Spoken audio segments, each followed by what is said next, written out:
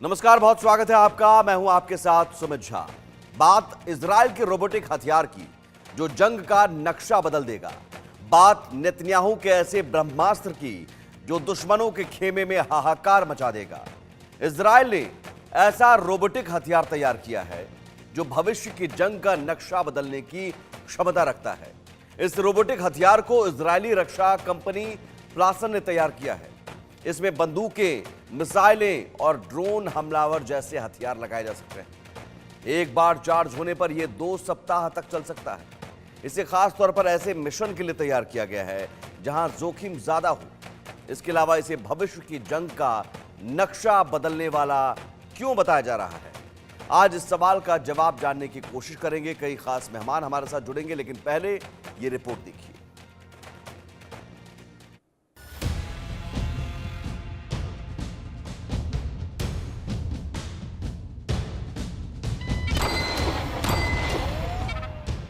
Hamas में हाहाकार मचेगा, Hezbollah का दम निकलेगा, एक ट्रिगर दबेगा और इजराइल के दुश्मनों का काम तमाम होगा।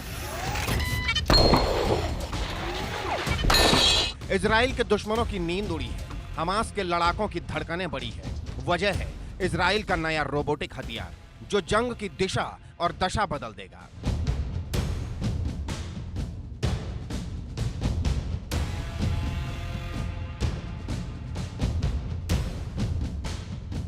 इजराइल में ऐसा हथियार तैयार हुआ है जो युद्ध के मैदान को बदलने की क्षमता रखता है। ये आने वाले समय में युद्ध का नक्शा बदल सकता है। आधुनिक रोबोटिक सिस्टम से लैस ये हथियार खुद ही अपने आप को कंट्रोल करता है, जिसका निर्माण इजरायली रक्षा कंपनी प्लासन ने हाल ही में किया है।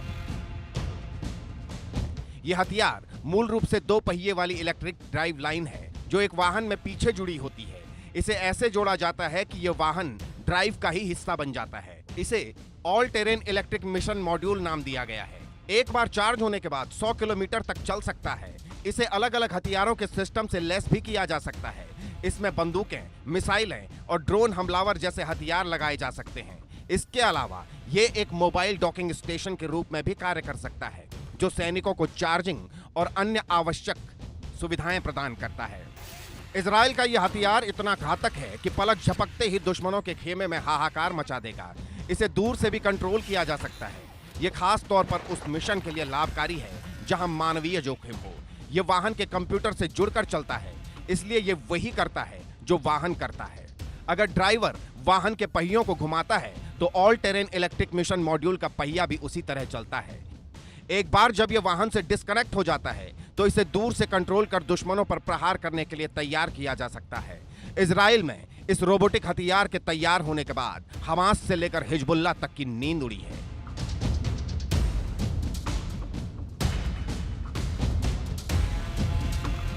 Bureau report, India news.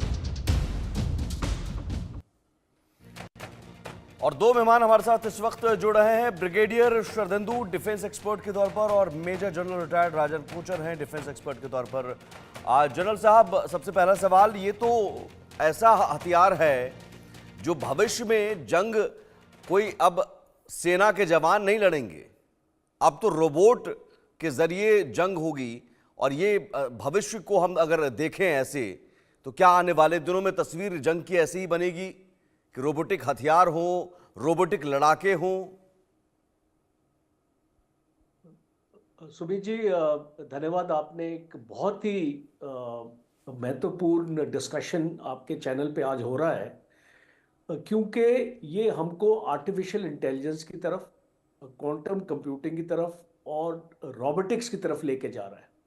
और जितने भी हमारे मिलिट्री डॉक्ट्रिन्स हैं, अगर हम लड़ाई लड़ने का तरीका, वो बहुत एक अहम डॉक्ट्रिन होता है, वॉर डॉक्ट्रिन हम जिसको बोलते हैं, जिसमें हम अपने पूरे प्लान्स बनाते हैं कि हम किस तरीके से लड़ाई लड़ेंगे। और जब हम इस तरीके की टेक्नोलॉजी जो हमारे सामने आ रही है, ये बहुत इंटरेस्टिंग होगा कि अगर इसको इजराइल ने अगर इसको नज़र अंजाम दिया है तो भारतीय फौज भी ये टेक्नोलॉजी और इस तरीके के वॉरफेयर को अपने वॉर डॉक्ट्रिन में डाल सकती है। और स्पेशली जब आपने इसका जिक्र किया है कि ये एक ऐसा फोर्स मल्टीप्लायर है जो आपके एग्जिस्टिंग वेपन्स सिस्टम में और आपके एग्जिस्टिंग व्हीकल प्लेटफॉर्म में अटैच हो सकता है। और अगर हमारे पास एक गाड़ी है जो 4x4 की ड्राइव है, जिसका मतलब है कि अगर हम उसको डेजर्ट्स में एम्प्लॉय करना चाहें, जी। जहाँ पे पावर की ज़रूरत बहुत हमको उसको महसूस होती है, 6x6 और 8x8 हमको पावर ड्राइव चाहिए, तो ये एक वेपन सिस्टम है जो हमको डेजर्ट वॉरफेयर में बहुत काम आ सकता है। और इसीलिए हम इसको ऑल टेरेन बोलते हैं कि कोई भी टेरेन हो, हाई ऑल्टीट्यूड, डेजर्ट्स, जंगल और प्लेन्स, कहीं पर भी ये काम आ सकता है। और मैं आपकी नज़र लाइन ऑफ एक्चुअल कंट्रोल पे लेके जाना चाहूँगा, और स्पेशली चाइना के अगेंस्ट, बिकॉज अदानी जो वेपन सिस्टम है वो इज़राइल कंपनीज के साथ काम कर रहा है इस टेक्नोलॉजी के ऊपर, और ये बहुत कम लोगों को पता है इसके बारे में। तो हम ये उम्मीद रखते हैं कि इस तरीके की जो टेक्नोलॉजी अभी आपके प्रोग्राम में हमको देखने को मिल रही है, ये जल्दी ही भारतीय फौज में आएगी। और इसके एडवांटेजेस, जी। इसके चार मेन एडवांटेजेस